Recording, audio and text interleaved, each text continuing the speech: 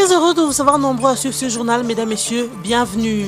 Contrairement à ce que rapportent les gens dans les réseaux sociaux, la CENI n'a jamais revu le processus électoral tel que prévu dans l'accord politique pour amener les élections d'avril 2018 à octobre 2017. Corneille Nangaa n'a évoqué qu'une hypothèse au cours d'une audience au bureau du Sénat en soumettant des préalables qui nécessiteraient un nouveau consensus politique et un engagement massif des partenaires pour la levée des fonds. Et puis les victimes tuées à Luanga au nord Kivu par les rebelles Mai Mai Mazembe la semaine dernière ont été mises en terre ce lundi en présence de délégués du gouvernement provincial et de la MONUSCO. Les familles des victimes et les déplacés présents aux obsèques étaient animés d'un sentiment triplé de tristesse, d'impuissance mais aussi de colère. Ils ont accompagné les corps à la tombe sans larmes avec des visages serrés. Et enfin 76 morts et au moins 5 rescapés. Voilà le bilan du crash d'un avion en Colombie. Cet appareil volant qui avait à son bord une équipe de football brésilienne, a connu une panne sèche, selon le maire de la CIA en Colombie. Les victimes du massacre de Luanga dans le territoire de Lubero ont été mises en terre ce lundi 28 novembre. La cérémonie d'inhumation a eu lieu en présence d'une délégation mixte composée des délégués du gouvernement provincial et de la MONUSCO. La cérémonie a été marquée par la prière faite par un déplacé pour le repos des âmes des victimes. Parmi les déplacés présents aux obsèques, c'est un sentiment d'impuissance doublé d'une grande colère manifestée par des visages serrés. Martial Kambumbu, ministre provincial de la Santé, qui a représenté l'autorité provinciale, a déploré la mort de ces innocents. Elle a promis que le gouvernement ferait tout pour que cela ne se reproduise plus.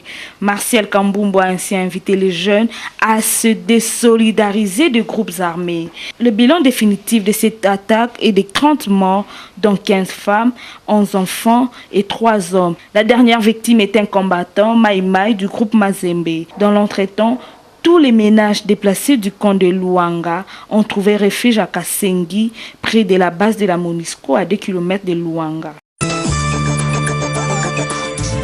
Tout au long de cette journée du mardi 29 novembre 2016, les réseaux sociaux ont grouillé d'une nouvelle selon laquelle la Commission électorale nationale indépendante CENI aurait révisé ses prévisions pour amener la tenue des élections en 2017 et non plus en avril 2018. Vérification faite par BSI TV auprès de la haute direction de la CENI, il s'avère qu'il n'en est rien. Il s'agit plutôt d'une déformation de l'information pour des intentions inavouées. En fait, Corneille Nangaa, président de la CENI, qui a été reçu en audience lundi 28 novembre 2016 au bureau du Sénat, n'a fait qu'évoquer une hypothèse et non avancer une réconsidération des prévisions déjà coulées dans l'accord politique issu du dialogue. Évoquant les exigences de partenaires extérieurs, selon le rapporteur du Sénat qui a fait le compte-rendu de l'audience, Nangaa a confirmé la fin de l'enrôlement des élections le 31 juillet 2017 comme prévu. Il a aussi évoqué la possibilité de la convocation de l'électorat en octobre 2017 sans donner aucune indication sur la date de la tenue des élections. Corneille Nangaa a ajouté qu'une telle hypothèse nécessiterait un engagement à fond de tous les partenaires pour la mobilisation du budget, ce qui relèverait d'une gageure au plan technique. Il a en effet soutenu que pour maîtriser le report de la date des élections, il faut soit fournir beaucoup de moyens, soit organiser 2 scrutins le même jour en décalant le 3e. Le débat qui a suivi cet exposé du rapporteur du Sénat s'est tenu à huis clos. Bref, l'on retient que dans cette hypothèse, il serait question de revoir l'accord politique qui prévoit une séquence des élections avec 3 scrutins couplés, à savoir la présidentielle ainsi que les législatives nationales et provinciales. Les élections à la base devant être organisées concomitamment suivant les disponibilités financières. Ceci impliquerait un nouveau consensus de la classe politique avant que la centrale électorale nationale ne s'engage. On se souvient en effet que la CENI avait à plusieurs reprises sollicité des options de la classe politique pour le permettre d'organiser les élections. Plusieurs écueils nécessitaient en effet des décisions politiques pour qu'ils soient levés. Vive tension ce lundi à l'Athénée de la Gombe. Les élèves de cet établissement scolaire public ont manifesté violemment contre les allégations sur la spoliation d'une partie de leur concession. La clôture en tôle érigée a été démolie par les élèves et autres biens ont été cassés. Pour exprimer leur mécontentement, ces élèves de l'Athénée de la Gombe se sont repartis en groupe et se sont dirigés à la primature, au ministère de l'enseignement primaire et secondaire, à l'hôtel de ville, mais aussi à la résidence du gouverneur André Kimbuta. À l'EPS, le ministre Maker Mangou a reçu les délégués de ses élèves. Il les a rassurés que le terrain n'a jamais été vendu. Toutefois, le gouverneur devrait les rencontrer pour de plus amples informations. Déterminés, ces élèves ont pris la ministre provinciale de l'Éducation, Thérèse Olinga, pour constater le fait. Contre toute attente, Thérèse Olinga a assisté à la destruction d'un dojo utilisé par des tierces dans l'enceinte de l'Athénée de la Gombe.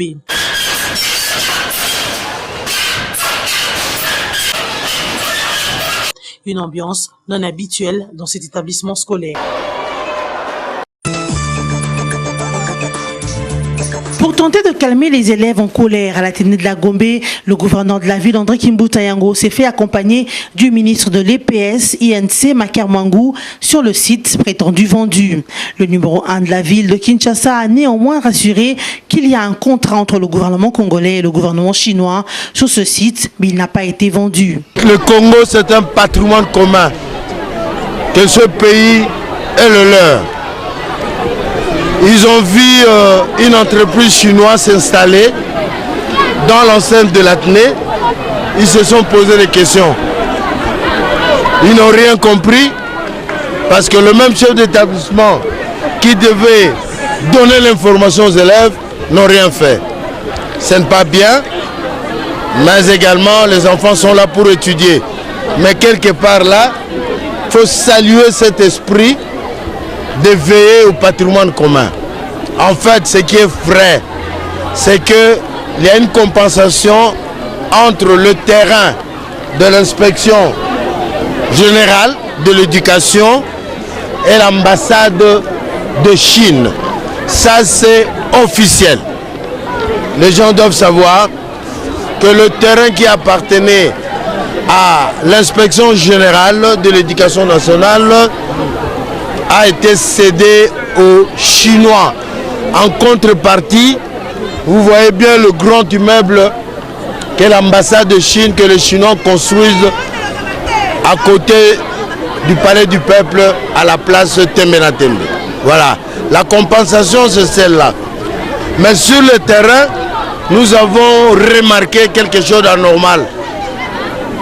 C'est ce qui a poussé les élèves à les dénoncer. Je dis au conditionnel, il semblerait qu'un responsable ici à l'Athénée a négocié un espace avec des Chinois. C'est ce que nous allons vérifier. Si cela est vrai, si le ministre des Affaires étrangères s'est déjà impliqué, ça risque de poser problème s'il y a une note verbale. Dans les cas contraires, nous allons mettre de l'ordre par rapport au premier contrat signé entre la Chine et la République démocratique du Congo. André Kimbuta a donné rendez-vous aux élèves pour jeudi 1er décembre pour plus d'éclairage sur cette affaire.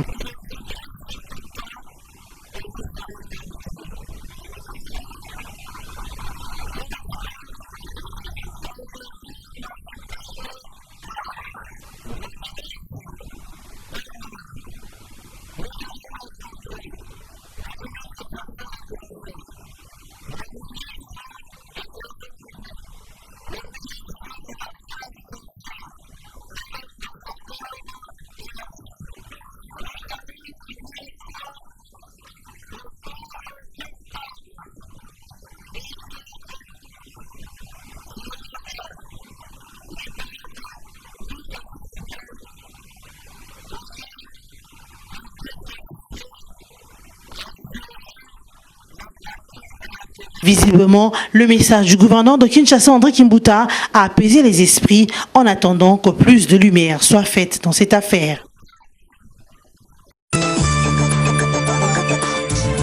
Des hommes armés ont attaqué lundi 28 novembre le conseiller de la présidence burundaise en matière de la communication, Willy Nyamitwe, alors qu'il rentrait chez lui à Kajaga. Un de ses gardes-corps a été tué et un autre grièvement blessé. Nyamitwe Willy a été touché au bras et reçoit actuellement des soins dans un hôpital de la capitale. Selon le ministre des Relations extérieures et frère de la victime, Alain-Aimé Nyamitwe, il s'agit d'une tentative vaine de déstabiliser les institutions républicaines. Depuis avril 2020, 2015, le pouvoir burundais est accusé par de nombreuses organisations de défense des droits de l'homme d'être responsable d'une répression politique sanglante, dont 700 personnes tuées et 800 disparues. Selon le journal Ikirio, quotidien proche du pouvoir burundais, Willy Nyamitwe a déjà été visé par de menaces d'opposants radicaux. L'accident d'un avion survenu hier soir dans le centre de la Colombie, transportant une équipe de football brésilienne, a fait 76 morts et 5 survivants, d'après le bilan officiel communiqué par la police colombienne. L'avion qui devait se poser à Medellín avait à son bord 81 personnes, dont 72 passagers et 9 membres d'équipage. L'avion se serait écrasé vers 22h15 heure locale à Cerro Gordo, dans la municipalité de la Unión en Colombie. Des médias indiquent que, mis à part le bilan qui a été publié, il y aura au moins 10 personnes blessées. Cet écrasement est dû au fait que l'avion soit tombé en panne sèche, indique le maire de la Ceja, une commune voisine de la Unión. Ces joueurs brésiliens qui s'y trouvaient se rendaient à Medellín pour y affronter l'Atlético Nacional dans le match aller de la finale de la Copa Sudamericana. L'appareil de la compagnie Lamia était parti du Brésil et avait fait une escale à Santa da Cruz de la Sierra en Bolivie avant de mettre le cap sur Rio Negro, a précisé la direction de pompiers de la Colombie dans un message posté sur les réseaux sociaux. Notons également que parmi les 5 survivants, il y a 3 footballeurs, un journaliste et un physiothérapeute. La 3e édition de la Confédération africaine volleyball zone 4 s'est clôturée ce week-end au terrain annexe du stade de Martyrs. Malgré la forte chaleur et le soleil accablant, les amoureux de cette discipline sportive ont été emballés par l'ambiance du jeu. Tout a débuté par la demi-finale rejouée par le VC Espoir et VC Mwangaza. Au finish, pour accéder en finale, le VC Espoir a battu Mwangaza 3-7-0, 25-19, 27-15, 25-14. En finale, l'équipe de la RDC VC Espoir s'est imposée devant l'Interclub de Brazzaville et a fait 3-7-2. L'entraîneur du VC Espoir de la RDC, Thomas Mukwege, s'est dit satisfait de cette victoire et félicite ses joueurs car, a-t-il dit, c'était un match très difficile. Pour la 3e place, Mwangaza de la RDC a battu TGV du Gabon 3-7-2. Le VC V-Club a battu La Grâce C3-0, 25-11, 25-9. Mesdames, Messieurs, ce journal est terminé. Voici le rappel de titres. Contrairement à ce que rapportent les gens dans les réseaux sociaux, la CENI n'a jamais revu le processus électoral tel que prévu dans l'accord politique pour amener les élections d'avril 2018 à octobre 2017. Corneille Nangaa n'a évoqué qu'une hypothèse au cours d'une audience au bureau du Sénat en soumettant des préalables qui nécessiteraient un nouveau consensus politique et un engagement massif des partenaires pour la levée des fonds. Et puis les victimes tuées à Luanga au Nord Kivu par les rebelles Mai Mai Mazembe la semaine dernière ont été mises en terre ce lundi en présence de délégués du gouvernement provincial et de la MONUSCO. Les familles des victimes et les déplacés présents aux obsèques étaient animés d'un sentiment triplé de tristesse, d'impuissance mais aussi de colère. Ils ont accompagné les corps à la tombe sans larmes avec des visages serrés. Et enfin 76 morts et au moins 5 rescapés. Voilà le bilan du crash d'un avion en Colombie. Cet appareil volant qui avait à son bord une équipe de football brésilienne, a connu une panne sèche, selon le maire de la CEA en Colombie. C'est ici que nous bouclons la boucle. Merci de nous avoir suivis et merci de votre fidélité.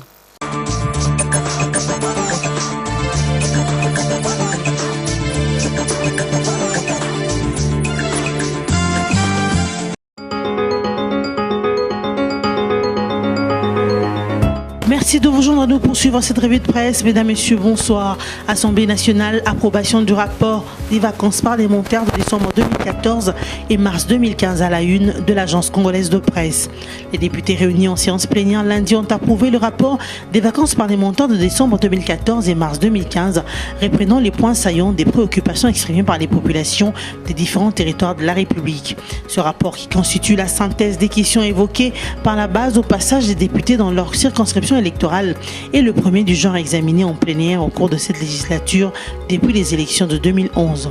Il reprend notamment les points relatifs à la vie sociopolitique, à l'économie, à la sécurité et autres aspects de la vie nationale à transmettre au gouvernement pour des réponses idoines. Le groupe L'Avenir s'intéresse au rassemblement et note l'hôtel de ville ayant interdit toute manifestation jusqu'à nouvel ordre vers un nouveau bras de fer Kimbota Rassemblement.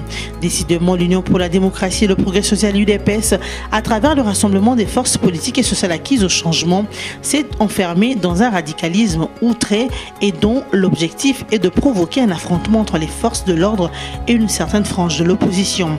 À l'avenir de poursuivre, et ce, pour un motif inavoué, salir une fois de plus le gouvernement de la République et susciter la sympathie de quelques chancelleries internationales. C'est comme si cette plateforme de l'opposition congolaise tenait à tout prix faire couler le sang, une option machiavélique qui anime ses politiciens depuis leur conclave tenu à Genval à Bruxelles. Pour From des As, à l'approche du 9 décembre, l'UDPS réclame le dialogue Kabila-Tshisekedi. L'UDPS réclame un dialogue qui devra mettre autour d'une table principalement Etienne Tshisekedi et le président Joseph Kabila. C'est du moins le message essentiel qui a découlé de la conférence de presse tenue hier lundi 28 novembre 2016 pour donner sa position en rapport avec les questions brûlantes d'actualité. À l'affiche, le secrétaire général du parti Jean-Marc Kabound a passé en revue l'accord politique de la Cité de l'Union africaine, le discours sur l'état de la nation du président Kabila, la nomination de Sami Badibanga ainsi que la médiation de la SANCO. Actualité.cd lui parle du nouveau gouvernement en gestation, une soixantaine des membres dont 4 vice-premiers ministres et 5 ministres d'État. Sami Badibanga a quasiment bouclé ses consultations. Presque tous les cadres politiques qui ont participé au dialogue politique à la Cité de l'Union africaine ont donné leurs avis. Le premier ministre issu de l'accord politique du 18 octobre attend maintenant rencontrer Joseph Kabila avec une proposition concrète d'une charpente du nouveau gouvernement. Des noms comme Évariste Bochab, Pierre Kangoudia, Luigi Gizenga, Michel Bongongo, Azaria Sourouberois, Madeleine Kalala, Lambert Mende, Modeste Bahati Lukwebo et Raymond Chibanda reviennent avec insistance comme futurs acteurs majeurs du prochain gouvernement, a précisé Actualité.cd. Terminons par CongoVirtuel.net qui confirme l'UDPS ingrate vers Sami Badibanga. Sami Badibanga était parmi la trentaine d'élus UDPS qui ont ignoré le mot d'ordre du président Etienne Tshisekedi pour aller donner des béquilles politiques à Kabila et ainsi crédibiliser la fraude électorale préjudiciable à l'UDPS et au peuple congolais. Depuis 2012, Sami Badibanga et ses collègues se sont auto-exclus du parti auquel ils ne rendent pas compte de leurs activités et ne payent pas leurs cotisations des membres réguliers. Cependant, malgré cette auto-exclusion, Sami Badibanga et les autres ont survécu au Parlement grâce au système de création des partis satellites favorisés par le gouvernement Kabila pour permettre aux députés dissidents de tirer des avantages des structures portant les mêmes noms, sigles, logos, drapeaux, etc. Ainsi s'est exprimé Jean-Marc Kabound, jeune secrétaire général de l'UDPS, ce lundi dans une déclaration à la presse. Des propos surprenants pour des observateurs avertis qui dénoncent l'ingratitude de ce parti envers Sami Badibanga. D'autres préfèrent les mettre sur le compte de l'ignorance de leur auteur qui, du lointain Katanga où il vivait jusqu'à il y a peu, ne maîtrisait certainement pas la cuisine interne du parti.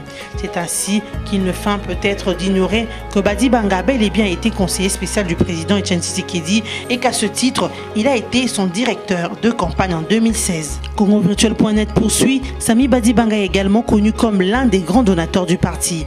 En plus, et contrairement à ce qu'avance Kabound, il a été de toutes les négociations avec les émissaires du chef de l'État pour la tenue du dialogue et pour la transition qui devait en découler.